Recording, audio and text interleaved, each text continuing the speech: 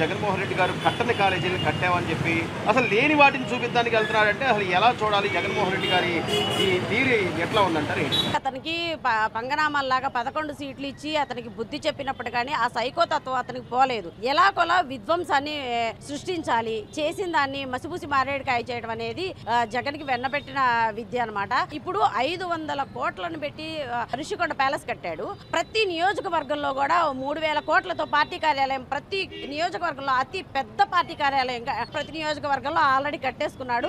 ఈ 17 కాలేజీల్లో చాలా మంది వెళ్ళి అక్కడ పరిశీలించిన సందర్భాలు ఉన్నాయి. పీపీ పద్ధతి అనేది ప్రైవేట్ పబ్లిక్ పార్టిసిపేషన్ అనేది చాలా బృహత్తరమైనదండి. ప్రైవేటైజేషన్ చేస్తున్నారు అని చెప్పి ఒక పిచ్చి మాటలు, వాళ్ళకి ఏం చేయాలో అర్థం కావట్లేదు. వాళ్ళు ఏంటంటే జస్ట్ ఏదో చేసామని చెప్పి బిల్డప్ ఇస్తుంటే పిచ్చి, nothing more than that. Party కార్యాలయాలు కట్టుకోవడానికి డబ్బులు ఉన్నాయి, అలాగే ఋషికొండలో 500 కోట్లతో నిర్మాణం పూర్తి చేయడానికి డబ్బులు ఉన్నాయి. ఇక ఆయన ఎక్కడికైనా వస్తున్నాడంటే వాటర్ ట్యాంకులకు లేకపోతే చెట్లకు కూడా రంగులేసే పరిస్థితి నుంచి ఆయన చేసిన పరిపాలన చూసే కదా ప్రజలు తిరస్కరించారు, 11 సీట్లు ఇచ్చారనే కనీస అవగాహన ఆయనకి ఆలోచన పడలేదంటారు. అది లేదండి, అందుకే అది అతనికి సైకో అనే ఊరికే రాలేదు బిరుదు. పక్కా సైకో కాబట్టే ఏం చేయాలో అర్థం కాక తనకి ఇప్పుడు బృహత్తరంగా తీసుకెళ్తున్నారు. డెవలప్మెంట్ అయిపోతుంది, ప్రజలకి ఏ విధంగా అయితే ఉపయోగపడాలన్న దానిలో ప్రతి వాళ్ళు శ్రీకారం చూస్తున్నారు. వీళ్ళకి ఏం చేయాలో అర్థం కాక పిచ్చి పిచ్చి ప్రేలాపనలు ఇవన్నీ.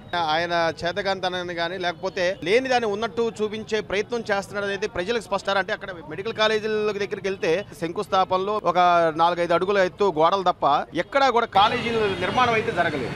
కాస్త పునాదుల మీద కొద్దిగా లేసి 2-3 గదులు కంప్లీట్ చేసిన దాని దగ్గరికి వెళ్ళి వీళ్ళు చూపించుకున్నారు. మిగిలిన రిమైనింగ్ అన్ని టూ వర్స్ట్ గా ఉన్నాయి. అందరికీ తెలుసు, ప్రతి వాళ్ళకి తెలుసు. అతను వస్తున్నాడు అంటే అతను తెరలేసుకొని తిరిగేవాడు. ఇప్పుడు ప్రతిపక్షంలో ప్రజలు వేడెక్కించి రోడ్డు మీద పెట్టి వాళ్ళని ఇది చేయడానికే వస్తున్నాడు కానీ న్యాయపరంగా అయితే రావట్లేదు. అతను న్యాయం చేయాలనుకున్నప్పుడు ఆ రోజు దళిత డాక్టర్ అయిన సుధాకర్ గారిని ఎందుకు సార్ మాస్క్ అడిగినందుకే కదా అంత వేధించి రోడ్డు మీద ఈడ్చి కొట్టాడు, చంపాడు అతన్ని. అలాంటి వ్యక్తి ఈ రోజు మెడికల్ కాలేజ్ ఓపెన్ చేయడానికి వస్తాడా? కాదు. ఇది అంతా ప్రజల్లో ఒక వేడిని కల్పించి ప్రజలు తను కూడా అతను చూడడం ఆనందపడ్డా. అతను ఎప్పుడు అదే గాని పాలన చేస్తాననే వ్యక్తి అయితే ఇలా చేయడు సార్. అక్కడ రుషికొండ అనగా ఇలా తనకాలు పెట్టి ఏంటి సార్ అతను ఏం చేశాడని ఆ రోజు ప్రజల్లోకి వచ్చి ఈ అన్యాయం జరిగిందని నిలబడ్డా సీఎం గా 5 సంవత్సరాల నుండి.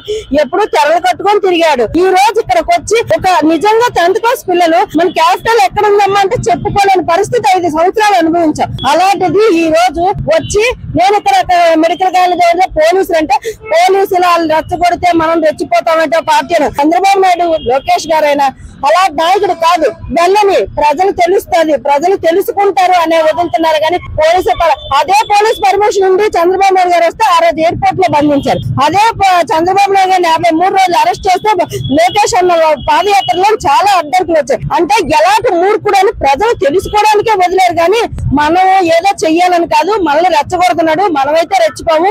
మనం శాంతి పరంగా రాజకీయం చేస్తాము, శాంతంగానే ఏ పని చేయాలన్నా ప్రజల్లోకి వెళ్తాం కానీ ఇలా వేదంగా వెళ్ళాం. ఒకటి మాత్రం చెప్తున్నానండి, ఇకపై అతనికైతే లైఫ్ లేదు, జీవితంలో అయితే వైఎస్ఆర్ పార్టీ రాదు. అది ప్రజల్లో తెలుసుకున్నారు. ఇది తెలుసుకోవడం ఏంటంటే 2024 175 వచ్చిందేదో తెలుసుకున్నారు కాబట్టి ఇది కన్ఫర్మ్ గా జరుగుతుంది సార్. కానీ ఒకటి అతను ఏం చేస్తున్నాడు అనేది అతనికి తెలియాలని ప్రజలు ఎదుగుతున్నారు సార్. అది జగన్మోహన్ రెడ్డి గారు మెడికల్ కాలేజీలు కట్టకపోయినా కూడా మేము ఏదో కట్టామని చెప్పి మసిపూసి మారేడుకాయ చేయడం, లేకపోతే ఒక అబద్ధాన్ని 10 సార్లు చెప్తే అదే నిజమైపోద్ది అనే ధోరణిలో ఉన్నారంటే ఎలా చూడాలి? నిజంగా మెడికల్ కాలేజీలు మెడికల్ కాలేజీలు కడితే ప్రజలే నీ దగ్గరికి వచ్చి అడుగుతారు. మీకు మెంటల్ వచ్చి వెళ్ళటమే కానీ మెడికల్ కాలేజీ కానీ ఏ మెడికల్ కాలేజీలు కట్టావు నువ్వు? ప్రజలకు ఏం చేసావు నువ్వు? 5 సంవత్సరాల ప్రజలను మోసం చేసి ప్రజలకు కనపడ్డావా? వీళ్ళు ప్రతిపక్షాలు ఎంత కనపడుతున్నావు? మళ్ళీ ప్రజలు మోసం చేసి వాళ్ళని నరకాసురుల్లో చంపడానికి ప్రజల్లోకి వచ్చావు. ప్రజలందరూ కళ్ళు తెరిచి ప్రజల కష్టాలన్నీ దేవుడు ఆలకిచ్చి నిన్ను అంతం చేసాడు.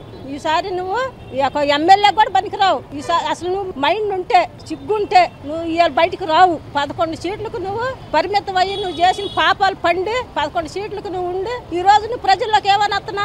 ప్రజలు వచ్చి నిన్ను పిలవాలి. అయ్యా నువ్వు మాకు ఈ పుణ్యాలు చేసావు, నువ్వు వెనకబడిపోయావు, రాబని ప్రజలు పిలవాలి. ప్రజల్లో గొడవలు పెడతానికి నువ్వు వస్తున్నావు కానీ తాగుబోతోళ్ళని గంజాయిలోని ఎమ్మటేసుకొని నువ్వు వస్తున్నావు కానీ ప్రజలకు మేలు కోసం రావట్లా. ప్రజల్లో గొడవలు పెడతానికి వాళ్ళని చంపడానికి నువ్వు వస్తుంది ప్రజల్లోకి.